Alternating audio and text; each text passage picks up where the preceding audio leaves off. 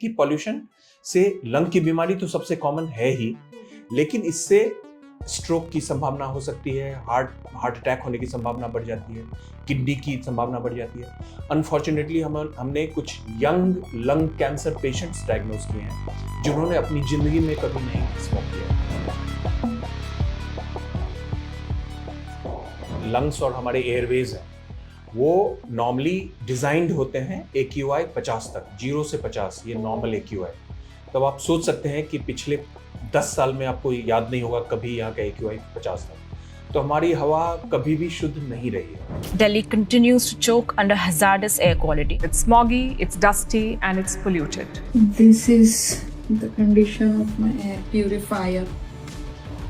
जो व्यक्ति सुबह में मॉर्निंग वॉक में जाते हैं, जॉगिंग में जाते हैं, अभी उसको अवॉइड करिए क्योंकि आपको ये ज़्यादा नुकसान करेगा। मैं एक सलाह और दे रहा हूँ लोगों को एयर प्योरीफायर के। अगर आप if you can afford one, have one, मैं कहूँगा। तो हम दिल्ली NCR में पोल्यूशन की बात कर रहे थे। हमने तो बहुत सारी बातें की, लेकिन हमने सोचा कि आपको एक्सपर्ट्स की भी राय दिला दें। तो आज हम इस वक्त हैं पारस हॉस्पिटल में। यहाँ पे हम बात कर रहे हैं डॉक्टर अरुणेश से, जो कि पारस हॉस्पिटल के पल्मोनोलॉजी डिपार्टमेंट के HOD और डायरेक्टर हैं। तो सर नमस्कार, स्वागत है आपका हमारे चैनल में। तो सबसे पहला सवाल ये कि लोग तरह तरह की बातें कर रहे हैं कि जो पोल्यूशन लेवल यहाँ पे है, जो AQI है दिखाता है 400 500 पार चला जाता है, 600 भी पार चला जाता है। तो उसमें जो हम इनहेल कर रहे हैं सांस, जो फेफड़ों को जहरीली हवा जा रही है, वो कहीं ना कहीं 20 सिगरेट पीने के बराबर है। ये कितना सच है, कितना मिथ है? सो प्रियंका जी, ये बिल्कुल सही है।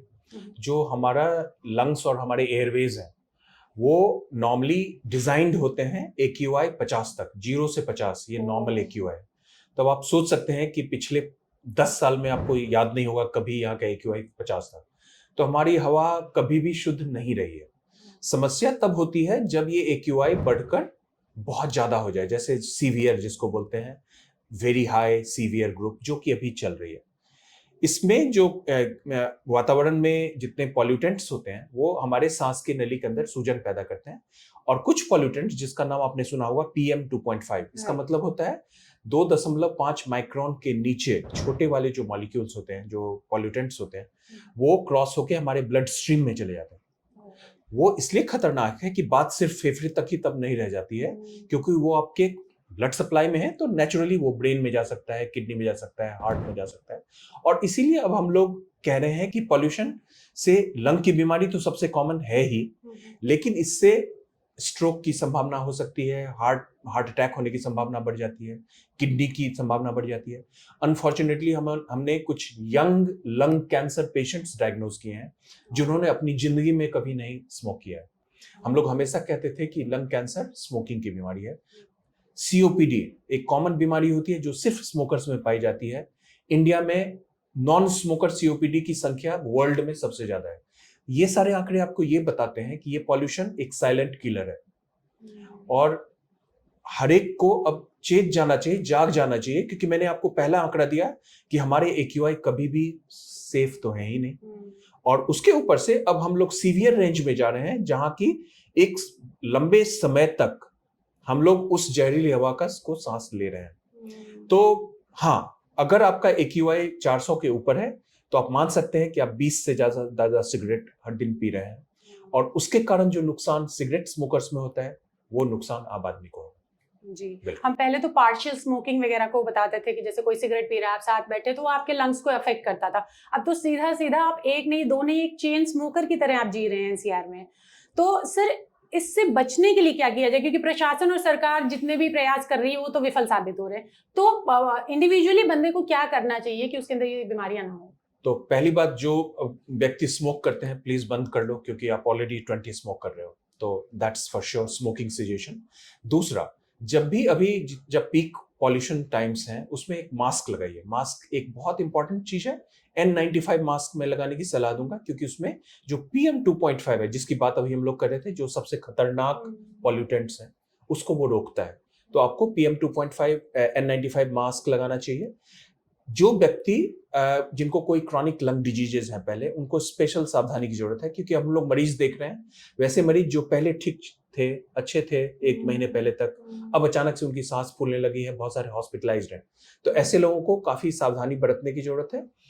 Peak pollution time exercise avoid करते हैं। जैसे जो व्यक्ति सुबह में मॉर्निंग वॉक में जाते हैं, जॉगिंग में जाते हैं, अभी उसको अवॉइड करिए क्योंकि आपको ये ज्यादा नुकसान करेगा। जिम जो जाते हैं क्लोज्ड एनवायरनमेंट में, close environment exercise is good, जहाँ पे अगर आपका अच्छी फैसिलिटी है, वहाँ पे एयर प्यूरिफायर्स लगे हुए हैं या क्लोज स्पेस है, वो ठीक है। आउटडोर एक्टिविटी को हमें कर्टेल करना है। पीक पोल्यूशन टाइम्स कब होता है? सुबह में 6 बजे से 9 बजे, शाम को 5 बजे से 8 बजे। तो so these are the peak pollution hours, जहाँ पे कि आपको आउटडोर एक्टिविटी अवॉइड करनी है। इंडोर पॉल्यूशन, रिमेंबर हम लोग बाहर के पॉल्यूशन की बात कर रहे हैं, हमारे घर के अंदर भी पॉल्यूशन है। तो जितनी पॉल्यूशन एमिटिंग चीजें हैं, जैसे हमारा खाना बनता है उसमें बहुत सारे छौक लगाते हैं, धुआं होता है, उसको अवॉइड करना है। अपने घर के दरवाजे खिड़कियां अननेसेसरी भी ना खोलें, क्योंकि आप जब खोलोगे उसके साथ पॉल्यूशन आपके घर में एंटर करेगा। घर में कोई अगर स्मोक कर रहा है उसको बिल्कुल मना करें, बिल्कुल नहीं करना है। कोई झाड़ू बुहारू वाला हो रहा है तो कोशिश करें कि उस हवाओं को बाहर जाने दें।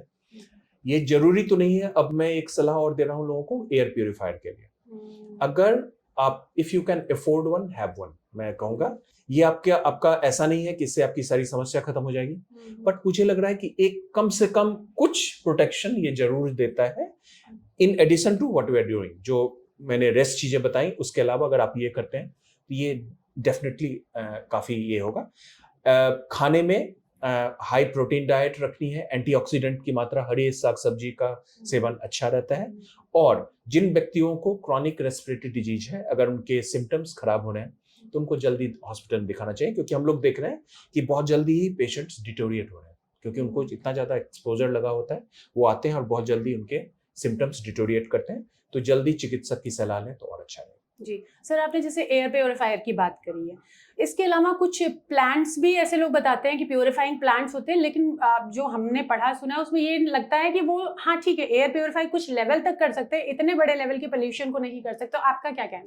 सो एयर प्यूरिफायर केवल क्लोज स्पेस, छोटे स्पेस टू एन एक्सटेंट काम करता है, इसीलिए बेडरूम जहां पे आप ज्यादा समय बिताते हैं, 5 से 6 घंटे आप रहते हैं, वहां पे रखना चाहिए। इंडोर प्लांट्स में कुछ प्लांट्स आते हैं, इंडोर प्लांट्स जो पॉल्यूशन को कम करते हैं। इन सबों का रोल सपोर्टिव है, अभी बहुत ज्यादा एविडेंस बेस्ड नहीं है, बट आप देख रहे हैं यहाँ भी मैंने लगा रखा है, तो मतलब ऑफ कोर्स ये कुछ हेल्प करेंगे, but I am not sure कि वो सिर्फ एक प्लांट लगाने से आपकी सारी समस्याएं दूर हो जाएंगी। बट ऑन द होल अगर हम लोग ये सारी चीजों को एक साथ करें तो आई थिंक हम लोग लेट्स होप कि ये PM 2.5 जब इतना हाई है उसके थ्रू हम लोग सुरक्षित रह पाएंगे। जो बड़े बुजुर्ग हैं, जो बच्चे हैं, एल्डरली फ्रेल पीपल, पेशेंट्स हैं, इन सबों को ज्यादा सावधानी रहने की जरूरत है। लंग्स को अफेक्ट करने के अलावा, जैसे आपने बताया कि ब्लड में चला जाता है तो सारे सिस्टम में चला जाता है, वो किसी को भी प्रभावित कर सकता है। इसके अलावा साइकोलॉजी के हिसाब से देखें, एक साइकोलॉजिकल वो भी आ रहा है कि लोगों में इको एंजाइटी हो रही है। डॉक्टर्स बता रहे हैं कि जो उनको लगता है कि हम बाहर जाएंगे तो हम बीमार पड़ जाएंगे, या वो बार बार AQI चेक कर रहे हैं, अपने फोन से चेक कर रहे हैं, बाहर चेक कर रहे हैं, तो पूरी तरह से वो डिस्टर्बेंस हो गई है। तो आपका क्या कहना है, कितना काम कर रही है इको एंजाइटी? देखिए, इसको मैं एक तरह से अवेयरनेस की तरह देखता हूँ। रिमेंबर, आप याद करें, आज से 2 साल पहले शायद AQI बहुत लोगों को समझ में भी नहीं आता होगा, और आज का ये बजवर्ड है। आप अगर देखोगे बजवर्ड की सबसे ज्यादा कौन सा इस पे चल रहा है, तो आप देखोगे कि AQI ज्यादा है। तो मैं इसको एक पॉजिटिव तरह से देखता हूँ, बट कभी कभी बहुत ज्यादा सेंसिटाइजेशन को ओवर सेंसिटाइजेशन बोलते हैं, और वो स्वास्थ्य के लिए ठीक नहीं है। तो AQI मुझे नहीं लग रहा है कि आपको हर दिन 5 बार करने की जरूरत है, क्योंकि 400 और 390 में बहुत फर्क नहीं है, 390 और 310 में कोई फर्क नहीं है। तो अगर आपका AQI ज्यादा है तो वो पूरे दिन रहने वाला है, तो आप अपने हिसाब से, उस हिसाब से तैयारी करें। दूसरी, इसको हमें साइकोलॉजिकली इसको इस तरह से ना लें कि इससे आप इमीडिएटली आपको कोई बहुत बड़ी हानि होने वाली है, बट हमें as a society, as a stakeholder, सबको अपना अपना पार्ट करना चाहिए कि आपका कौन सा बिहेवियर है जिससे एमिशन ज्यादा हो रहा है वातावरण में। तो शायद आपके पास 2 डीजल व्हीकल हो, तो आप you might like to change one of them, आप इलेक्ट्रॉनिक व्हीकल में कर सकें। शायद जो आपका जो कूड़ा जा रहा है वो प्रॉपरली आप डिस्पोज ऑफ नहीं कर रहे हैं। शायद अभी आप जो बिल्डिंग बनवा रहे हैं, आपके बिल्डिंग बन से बहुत सारे आपके इलाके में सब जगह पॉल्यूशन फैल रहा है, शायद आप चाहें कि कुछ दिनों के लिए रोक लें। तो ये सरकार की, मैंने पहले भी बोला है, पॉल्यूशन सरकार की जिम्मेदारी नहीं है, पॉल्यूशन हम सबको अफेक्ट करता है। सरकार भी हम और आपकी तरह ही हैं, वो योजनाएं बनाते हैं, बट इसमें हर कोई अपना एक स्टेक होल्डर है। जब तक हर कोई अपनी भूमिका नहीं निभाएगा, हम लोग इसके ऊपर नहीं जा सकते। जी, एक और सर लास्ट क्वेश्चन आपसे कि PM10 की भी बात करते हैं तो गुड़गांव NCR में क्या, प्रदेश में क्या, शायद देश में टॉप की लिस्ट में आता है। तो PM10, PM2.5 ये सारे जो AQI है इसके मार्कर है, मतलब ये पॉल्यूटेंट की तरफ है। तो अगर आपको देखेंगे साइज में तो PM10 एक ऐसा 10 माइक्रोन, जो मैंने बताया था 2.5 माइक्रोन, 10 कभी भी जो ब्लड में नहीं जाता है। तो एक अच्छी चीज ये है कि, और हमारे नाक के अंदर ब्रिसल्स होते हैं, नाक के अंदर जो ब्रिसल्स हैं वो उनको ट्रैप कर लेता है। तो PM10 स्वास्थ्य के हिसाब से खराब तो है ही, मतलब पॉल्यूटेंट है, आप सांस ले ही रहे हो, बट उतना खराब नहीं है जितना PM2.5 है। तो जहां एज ए रूल अगर आप कहीं का PM2.5 बहुत ज्यादा है तो वहां का PM10 तो हाई होगा ही, बट हम लोग वही होता है कि we always pick the higher of the evil. तो जो सबसे ज्यादा प्रॉब्लमेटिक है वो 2.5 है, उसको हम लोग मानक मान के आगे चलते हैं। बट AQI में ये सारे फैक्टर्स आते हैं। जो इंडस्ट्रियल वेस्ट होते हैं उसमें जो सबसे छोटे पार्टिकल वाले साइज होते हैं, जो सबसे हानिकारक होते हैं, वो PM2.5 ही होता है। Right sir, thank you doctor Arunesh हमसे बात करने के लिए, और हमें उम्मीद है कि हमारे दर्शकों को एक्सपर्ट की ये सलाह पसंद आएगी, वो इसे मानेंगे और अपने स्वास्थ्य के प्रति सजग रहेंगे। थैंक यू डॉक्टर साहब।